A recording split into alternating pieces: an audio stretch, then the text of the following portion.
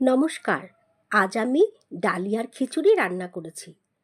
তার জন্য প্রথমে আমি ডালিয়াকে ধুয়ে রেখেছি।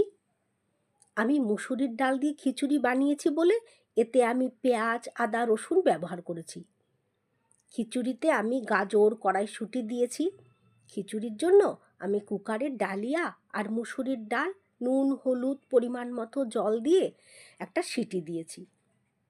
এরপর কড়াইতে তেল গরম করে তার মধ্যে জিরে, তেজপাতা আর পেঁয়াজ, আদা, রসুন কুচি দিয়ে ফোড়নে দিয়েছি।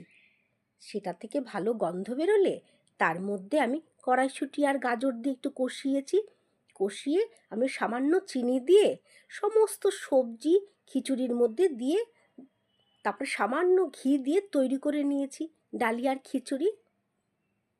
খেতে দারুণ হয়েছে। আর ডালিয়া খুব পুষ্টিকর এবং হজমে সাহায্য করে, আর এটা শরীরকে সুস্থ রাখে।